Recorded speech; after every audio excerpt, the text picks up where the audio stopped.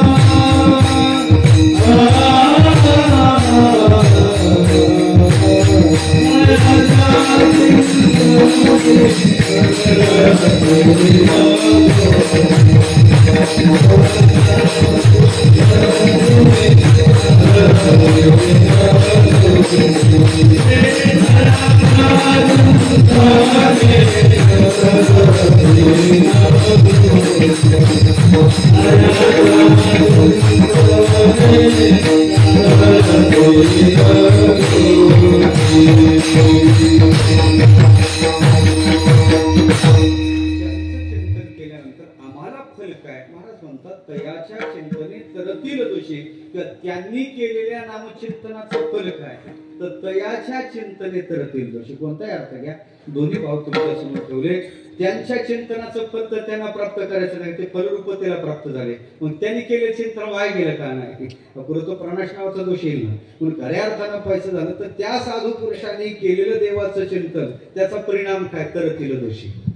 त्या साधू पुरुषाचं केलेलं चिंतन तयाच्या चिंतने तरतील दोषी. थोडं कैवतिकपणे विचार मांडतो. त्यांचं चिंतन केल्यावर दोषी तरता त्यात विशेष नाही. साधू त्या वाटेनं जात आहे, त्या साधूची दृष्टी जरी त्या चिंतन न करता त्या महापाप्यावर पडली तरी त्याचा उद्धार होतो. नारद पुराण चिंतन आहे.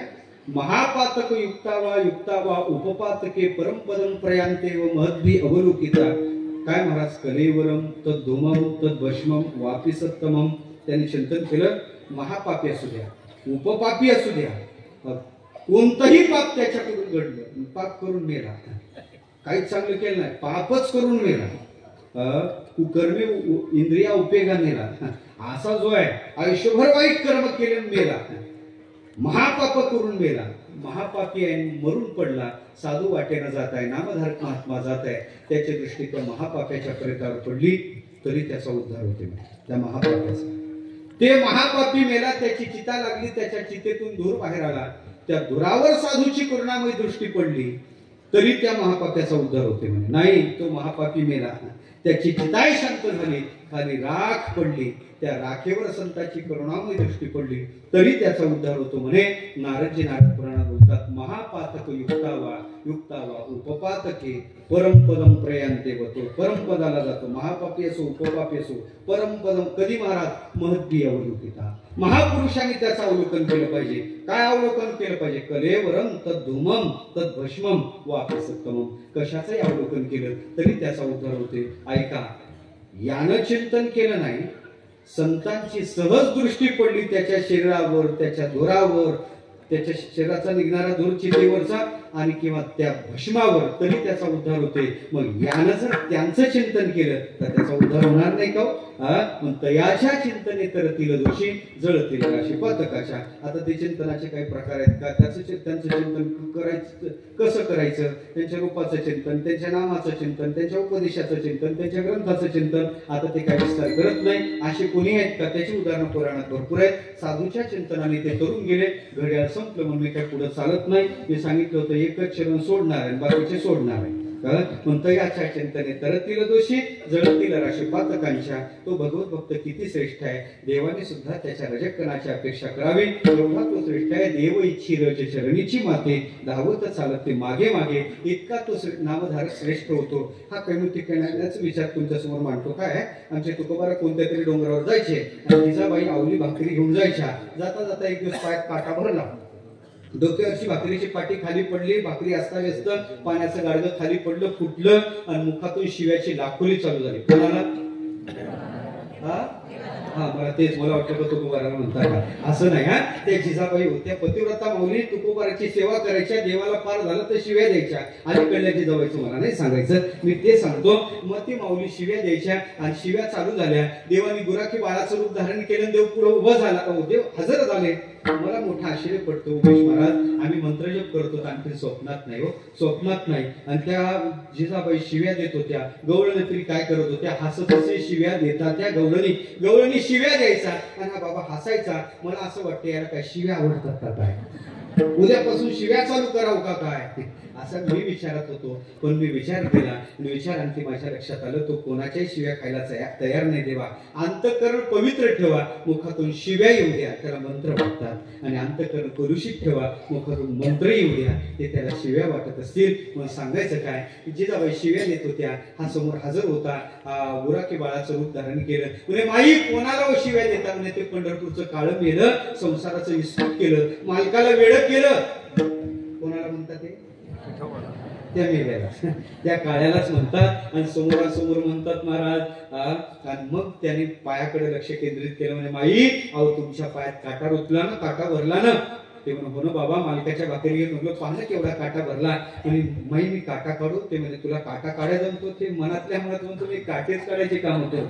कोणाचा काटा कधी काढायचा मला चांगलं कळते बरं का. मनात म्हणतो मी गुराखीच आहे, मला काटा चांगला काढायला जमतो. आता काटा कसा काढावा लागतो माहिती आहे तुम्हाला?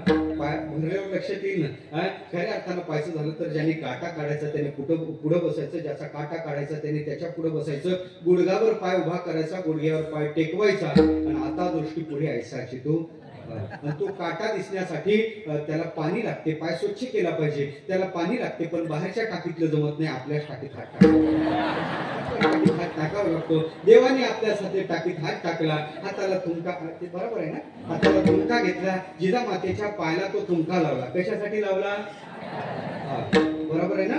काटा दिसण्यासाठी काय केलं देवाने? थुंका लावला. बरोबर आहे ना. ऐका आता मी तुम्हाला विचारतो, तुम्ही मुंगी पाहिली का? मुंगी, मुंगळा नाही म्हणत बरं का, मुंगी माहिती ना. मुंगीचा तुम्ही पाय पाहिला का? पाय नाही पाहिला? मुंग्या नाही तुमच्याकडे आहेत ना. मुंगीचा तुम्ही पाय पाहिला का? पाय. आता मुंगीच्या पायाला जर आपल्याला घुंगराच्या त्या तोरड्या करायच्या, काय म्हणतात चेन, तोरड्याच्या, त्या घुंगराच्या तोरड्या करायच्या, किती तोळे चांदी लागलो? बरं किती ग्रॅम लागून नाही ना. ऐका ना, मुंगी केवढी, मुंगीचा पाय केवढा, मुंगीच्या पायातली घुंगराची तोडली, त्यातलं घुंगरू वाजलं तरी याला ऐकू जाते. मुंगी के पाव में बजने वाला घुंगरू वो भी आला सुनता.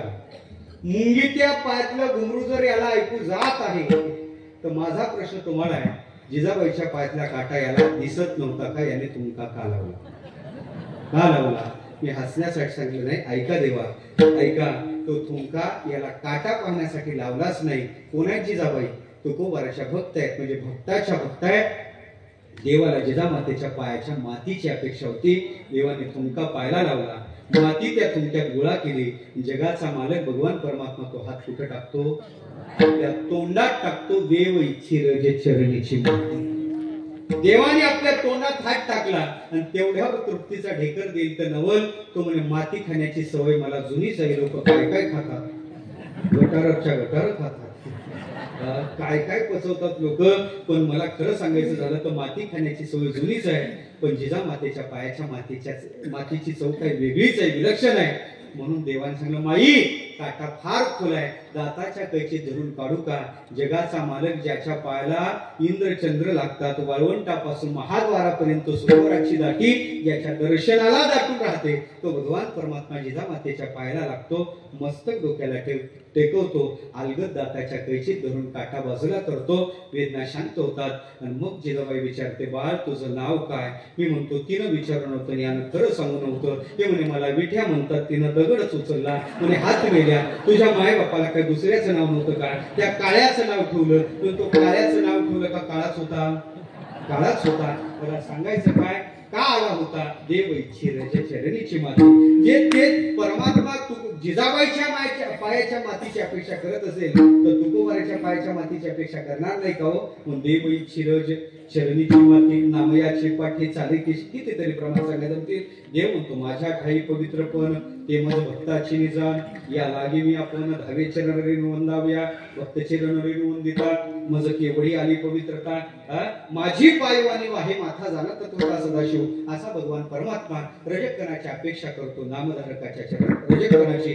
एवढंच नाही, तो नामधारक देवाचं चिंतन करून करून त्या स्वरूपाला प्राप्त होतो. काय त्या उरले वेगळे आणि तो वैकुंठ नायक जयाकंठी. नाही बाबा, तो नामधारक म्हणजे चेतन त्रिवेणी आहे. किती चेतनता त्याच्या ठिकाणी आहे. तो चेतन त्रिवेणी कसा आहे? महाराज अभंगाच्या शेवटच्या